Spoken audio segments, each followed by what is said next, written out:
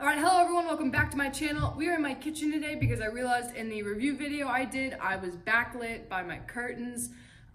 Miss Luns, if you happen to be watching this, I understand and I remember and I know that backlight is like the enemy. I should have reshot the video, I didn't, I'm sorry. I will do better. So today, I went to Barnes and Nobel. I had to go run an errand near the Barnes and Noble, so I thought I'll just go in, I'll peruse, I won't, and then I bought some stuff. So I thought I'll make a little haul video, and then I thought, you know what else?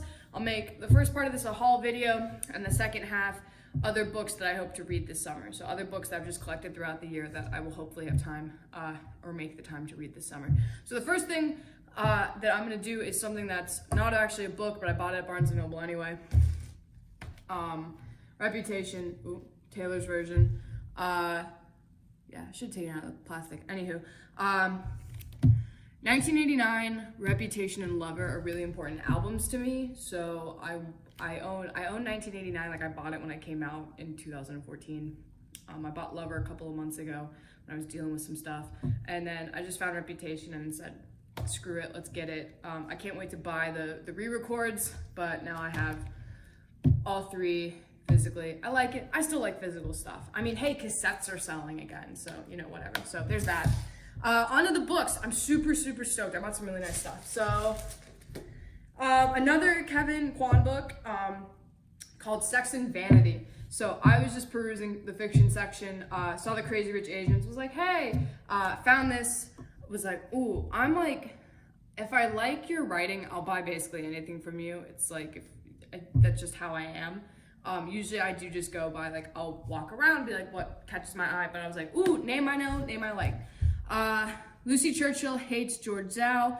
I hope I'm pronouncing that right. The minute she set eyes on him at a wedding on Capri, the daughter of an American-born Chinese mother and a blue-blooded New York father, Lucy has always sublimated her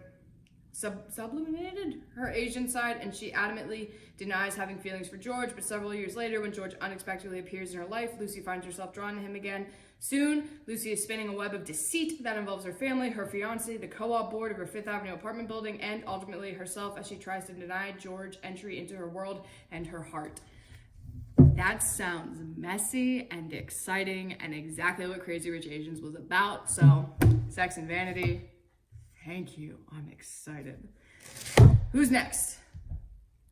Okay, before we get into this next one, there's gonna be a quick story time. So when I was a junior in college, in the fall, before everything went to, you know, I was in a young adult lit course, loved the professor, loved the class, it was a night course, and we were in small groups, and I was in a, like, first, second day of class, I'm in a group with a woman that I was in theater productions with. She was a theater major, we'd known each other since freshman year. We came from, like, similar-ish areas, like, from the same sort of area, near Pittsburgh, so, we were talking in this group. There's a football player with us, and it was a great conversation, and my professor goes, tell the group something nobody knows about you, and I said, I'm a hopeless romantic, and the woman laughed, and she was like, no, you're not, Britt, like, because she knew me as, you know, the stage manager, and I'm coming in, and I'm business, and I'm, you know, I'm not an actor, so maybe I'm not so in touch with my feelings or whatever. It's not like I've written 6 books or whatever. Anywho, so my professor comes over and she's like, what's going on? And I said, Nemo doesn't believe I'm a hopeless romantic. And my professor takes one look at me, looks me dead in the eyes and goes, oh, hell yeah, you are. And I always like to tell people, if you don't believe I'm a hopeless romantic, just take a look at my bookshelf. I mean, that's evidence enough. That and the fact that I'm a Swiftie, so like, little bit of a hopeless romantic. Anywho, that all leads into the Falling in Love montage by Sierra Smith. I assume that's how you pronounce that. Picked this up and was like, ooh, this looks interesting. So Saoirse was like, ooh, love the name, love Saoirse Ronan. So Saoirse doesn't believe in love at first sight or happy endings, but when she meets mysterious Ruby, her no relationships rule goes right out the window because Ruby has a loophole in mind, a summer of all the best cliche rom-com dates with a definite ending come fall. No messy breakup, no broken hearts. It would be the perfect plan if they weren't forgetting one thing about the falling in love montage. When it's over, the characters have fallen in love, ... For real. So I'm like really excited about this. I just looked at the cover and was like, ooh, I know people like this. I probably want to be one of the women on this cover. And It's like the fall, it's just everything I like. I'm so excited. I'm so excited for this. So there's that. Cool, these are the next two. So the next two are coming side by side. Guys, remember Beach Read? I talked about it in the video, hopefully linked up here. I hope I can figure out how to do that. Emily Henry, so she is the author of Beach Read. So Beach Read was first, and then it's The People We Meet on Vacation. Emily Henry actually had like her own little table at Barnes and Nobel, and I was like, ooh, how exciting. So Poppy and Alex, they have nothing in common. She's a wild child. He wears khakis. Ooh. She has insatiable wanderlust. He prefers to stay at home with the book. And somehow, ever since a fateful car share home from college many years ago, they are the very best of friends. For most of the year, they live far apart. She's in New York City, and he's in their small town. But every summer for a decade, they have taken one glorious week of vacation together.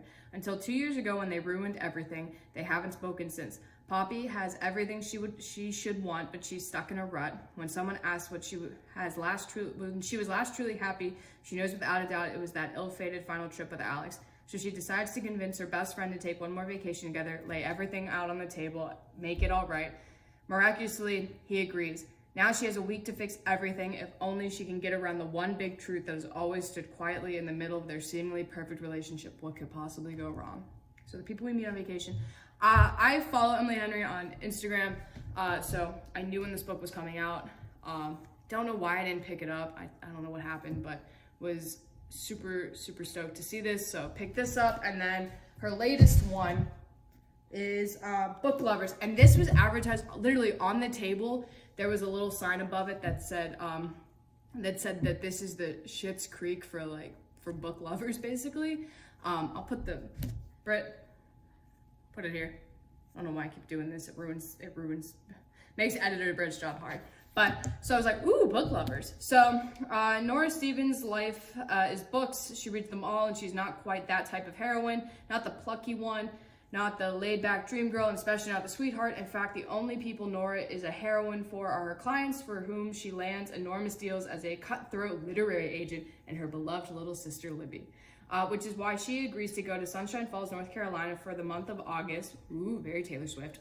When Libby begs for her sister's trip away, with visions of a small-town transformation for Nora, who she's convinced needs to become the heroine of her own story, but instead of picnics and meadows and run-ins with handsome country doctor or a bulging four-armed bartender, Nora keeps bumping into Charlie Lastra, a bookish, brooding editor from back in the city. It would be a meet cute if not for the fact that they've met many times and it's never been cute. If Nora knows she's not the ideal heroine, Charlie knows he's nobody's hero. But as they are thrown together again and again in a series of coincidences no editor worth their salt would allow, what they discover might just unravel the carefully crafted stories they've written about themselves.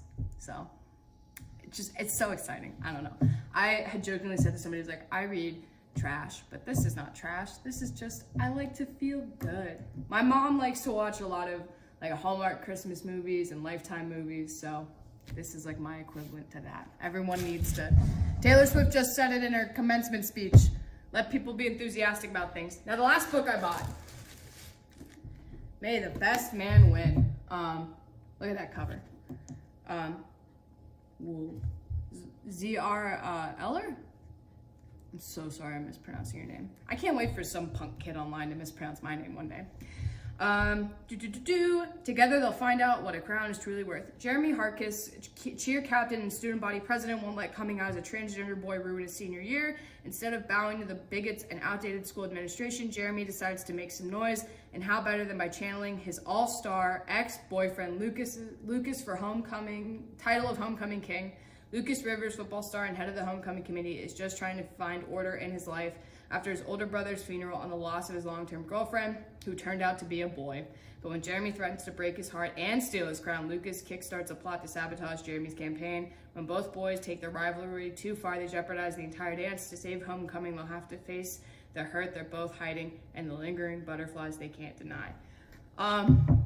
There were a lot of books there were a lot of witchy books, which I thought was cool. A lot of books about in the LGBTQIA plus community, and a lot of books that were just about not blonde hair, blue-eyed white people. So that was really exciting. So that's why I picked this one up. I was like, oh, this is interesting. And something different. It's like, I don't know, I was just very excited to read this. I'm super stoked to see where this goes. And it's like, I don't know, it just has so much going on that's kind of like so cliched, but so new school. So I'm really, really stoked to read this. So that's it for my haul. I bought 5 books. And 1 CD. I didn't mean to buy 5 books. But now we're going to talk about, so those are all I'd like to read this summer, and then here's the pile that I've kind of been stockpiling since last summer, and we'll see what happens. I'm going to start first with some horror. Both of these are Marin Stoffel's Room Service and Fright Night. Room Service, be careful what you order. No parents, no rules. Fender, Linnea, Lucas, and Kate are celebrating Kate's birthday in a luxury hotel. They're here to have fun and to make forever memories. They all know not to bring up whatever happened last year, especially on this weekend. All that matters is having the most epic time ever. But the party's over. Someone is leaving messages in the door. Someone knows exactly what happened a year ago. Someone wants revenge. And then Fright Night. Sophia isn't sure about Fright Night. When she suggested it to her friend, she was only thinking about it as an excuse to get closer to Dylan, but now that it's happening, she's worried that spending the night in a remote forest is a bad idea, but it's totally safe. There's even a safe word if things get too intense, and they do. Sophia and her friends are forced to face their greatest fears, and suddenly it's too late to turn back. I was a Goosebumps kid growing up. I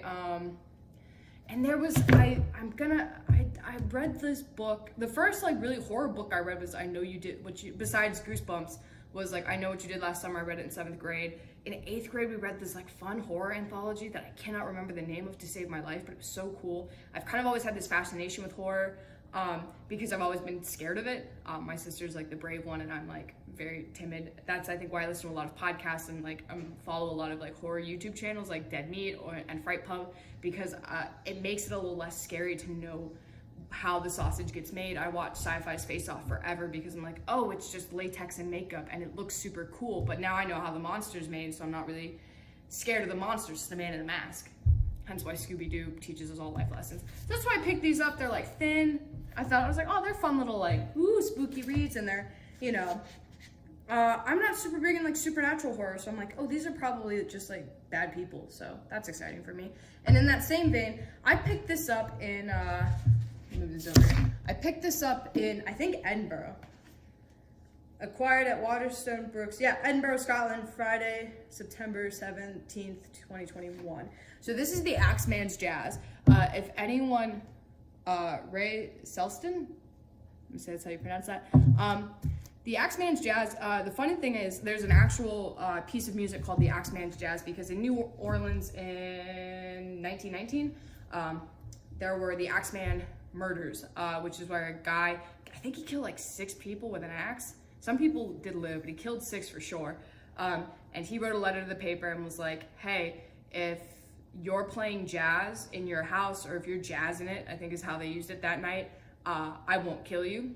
So I think it's like a random Tuesday in New Orleans, everybody was jazzing it and nobody died that night. So it's like super mysterious. They never found out who did it. So New Orleans, 1919, as a dark serial killer, the Axeman stalks the city. 3 individuals set out to unmask him. Detective Lieutenant Michael Talbot, heading up the official investigation, is struggling to find leads and harboring his own grave secret. Former detective Luca DeAndrea finds himself working for the mafia, who needs to solve the mystery of the Axeman is every bit as urgent as that of the authorities. And Ida, a secretary at the Pinkerton Detective Agency, stumbles across a clue that lures her and her musician friend Louis Armstrong to the case and into terrible danger.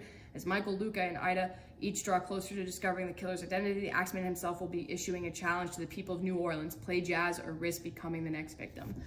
It's funny that I picked this up in Edinburgh because it's such an American, I think, classic that nobody really knows about.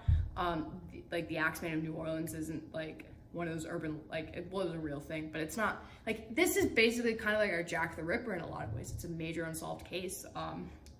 So I'm like stoked to read this. I haven't gotten around to it yet.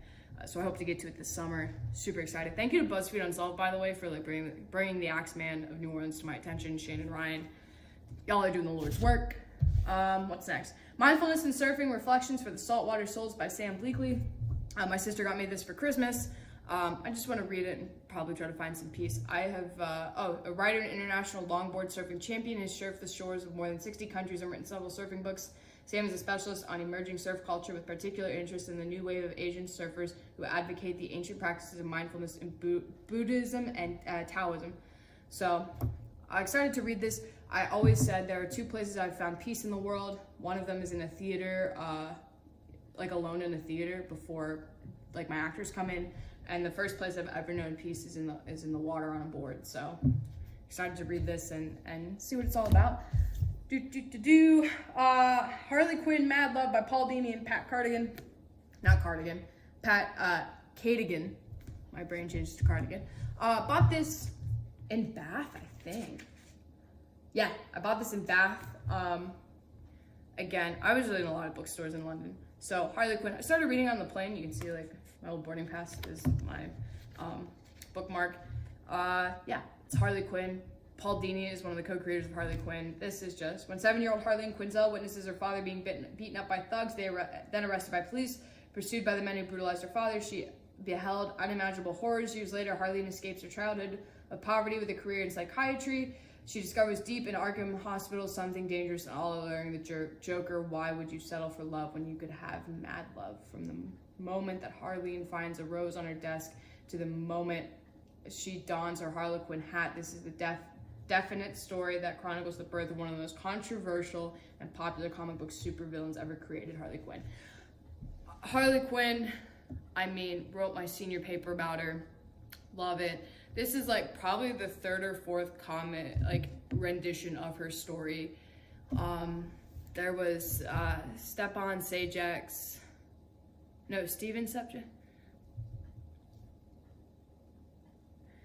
his book Harleen over here. Mad Love by Bruce Timm and Paul Dini was the episode of Batman the Animated Series called Mad Love. Then it was a comic book. Then you had I think it's Stepan Sajek's Harleen, which was the DC Dark label that had her kind of outbringing. There was a comic book as well. I think it was like Harley Quinn Breaking Glass. That was a different origin. So this is a novel. This is like a proper novel. So I'm excited to read it. And I mean, anything Paul Dini or Bruce Timm does with Harley Quinn's always great. I think Harley Quinn's one of those characters that no matter who writes for her, you really can't get it wrong. So excited. Started it, was really enjoying it. We'll hopefully finish it this summer. Got 2 more books. One Last Stop, Sometimes Love Stops You in Your Tracks, Casey. Oh, yes, this is the best-selling author of Red, White, and Royal Blue. My sister read Red, White, and Royal Blue on our spring break trip of 2020. She was loving it. That's like, I think it's the a British prince and the son of the president of America fall in love. I think that's what that book's about. Whoa, it's a lot of words. For cynical 23-year-old August, moving to New York City is supposed to prove her right that things like magic and cinematic love stories don't exist, and the only smart way to get through life is alone. She can't imagine how waiting tables at a 24-hour pancake diner and moving in with too many weird roommates could possibly change that, and there's certainly no chance of her subway commute being anything more than a daily trudge through boredom and electrical failures. But then there's the gorgeous girl on the train, Jane. Dazzling, charming, mysterious, impossible. Jane with her rough edges and swoopy hair and soft smile, showing up in a leather jacket to save August's morning when she needs it most. August's subway crush becomes the best part of her day, but pretty soon she discovers there's one big problem. Jane doesn't just look like an old school punk rocker. She's literally displaced in time from the 1970s, and August is going to have to use everything she tried to leave in her own past to help Jane. Maybe it's time to start believing in some things after all. One Last Stop is a magical, sexy, bright, big-hearted romance where the impossible becomes possible as August does everything in her power to save the girl lost in time. I forgot this was like time traveling. Because I was just like, ooh, gay in New York. And I was like 23. Yay. I bought it probably right after my birthday and was like, ooh, I need this. Forgot it's a little bit out of time. That's not a deterrent, but it's like something interesting. Excited to read it again. Like really excited. Like when I walked into Barnes and Nobel and saw kind of all of these, it's just, there was a lot of representation and I was so here for it. I was like, yay. And then the final book, the book that I'm about to finish, hopefully next week, She Gets the Girl by Rachel Lippincott and Allison Derrick. The Lucky List, I reviewed that last time. Still the best co-author. So I picture how it could be me and Cora together walking to biology hand in hand, talking about all the things I've never gotten to talk with anyone. Oh, this is just a big old quote from the back of the book. Here we go. Alex Blackwood is a little bit headstrong with a dash of chaos and a whole lot of flirt. She knows how to get the girl, keeping her, on the other hand, not so much. Molly Parker has everything in her life totally in control, except for her complete awkwardness with just about anyone besides her mom. She knows she's in love with the impossibly cool Cora Myers. She just hasn't actually talked to her yet. Alex and Molly don't belong on the same planet, let alone the same college campus, but when Alex, fresh off a bad but hopefully not permanent breakup, discovers Molly's hidden crush as their paths cross the night before classes start, they realize they might have a common interest after all, because maybe if Alex helps Molly learn how to get her dream girl to fall for her, she can prove to her ex that she's not a selfish flirt, that she's ready for an actual commitment. And while Alex is the last person Molly would ever think she could trust, she can't deny Alex knows what she's doing with girls unlike her. As the two embark on their 5-step plan to get their girls to fall for them, though they both begin to wonder if maybe they're the ones falling for each other.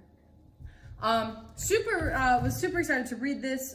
Here, I'll read so Rachel Lippincott is the co-author of the #1 New York Times bestseller, 5 Feet Apart, and All This Time. That's the book I couldn't remember the other day. And the author of The Lucky List. She holds a BA in English writing from the University of Pittsburgh. Rachel's originally from Bucks County, Pennsylvania, which I assume is out over east because she talks a lot about Philly. Allison Derrick was born and raised in Greenville, Pennsylvania, a town where burn barrels take the place of recycling bins. After making her great escape to Pittsburgh, where she earned her BA in English writing, Allison started her own food truck, but soon realized she much prefers telling stories over slinging cheesesteaks. Rachel and Allison currently reside in Pittsburgh with their dog, Hank, who is adorable. They are married. They're expecting a baby. I started following her. No, I bought here's my quick story. So I bought 5 Feet Apart when the movie was coming out, because I was like, I want to read this book. She co-wrote it and my mom sent me I think a story. I think she was on like Pittsburgh Today Live or something, and my aunt had said that she reminded me so much of Brit. Like I think Brit's gonna be there one day, and it was really like, I was like, oh, I didn't realize she was from Pittsburgh. So I started following her. I found the other book, All This Time. I don't know why I keep forgetting it, because All This Time is a great book, and it's got, I can't even talk about it because I don't want to spoil anything. It's just that good. So All This Time, she also co-wrote that with one of the authors that she co-wrote 5 Feet Apart with, and then, so I was reading that, and that's when The Lucky List was coming out last summer. So I really kind of got involved, and I was super, super stoked. And then, you know, of course, she's married, and I'm like, that's so great, and now they're having a kid, and then they just co-wrote a book, and it's a enemies to lovers rom-com set in Pittsburgh. My mom actually went to Pitt. She didn't go to the main campus, but it makes me think, maybe I should have listened to my mom and went to Pitt. I could have had a meet cute with a young woman, and we could be co-writing books together, but to each their own. Super good so far. I literally probably have like 100 pages left. My bookmark is the same color as the pages. So yeah, she's one of those writers. First of all, her, and it's just effortless. So effortless. Both of them are. I love it. I just love it. I can't put it down, says the person who hasn't touched it in a week because they've been busy. But it's just one of those books that, like, I can't wait to see what more that they put out together, as well as just separately, because they're just super talented, and it's really good, and it's new, and it's fresh, and it's not this coming out story. The coming out story, I mean, is great, but it's so overplayed now, and it's like, I love Simon, or Simon versus the Homo sapien agenda. It's a great book, it's a great movie, you know, but it's nice to have a book where it's like, yeah, it's a rom-com, but we're gay, you know, there's no, what are my parents gonna think? What are my friends gonna think? And it's nice because, like, the girl she's hitting on, Cora Myers, is also not straight. So there's not in that awkwardness of like, I don't know if she's even gonna be into me. It's like, no, she might not be into you because she's not into you as a person. It's not because she's not attracted to the sexuality. Like, it's not like she's not, I don't know if she's bi or a lesbian, truthfully, and I don't want to go making assumptions, but she's into girls. So it's not like she doesn't like you because you're a female and she's into like guys. She's just not that into you. Which I don't know. I haven't gotten to the end yet. They're still like on step 3 or whatever. I can't wait to see. I mean, I know what's gonna happen, but I'm like, ooh, how's it gonna play out? What's gonna happen? Yeah, so that was my Barnes and Noble haul. These are all the books I hope to read this summer.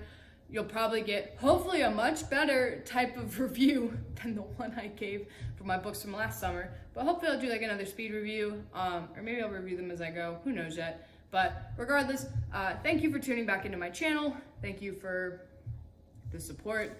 Get that bag out of the frame. Yeah. Still not good at these endings. I don't know what my next video is going to be, but I am excited to see you all in it and excited to see what I come up with. Have a great day, everyone.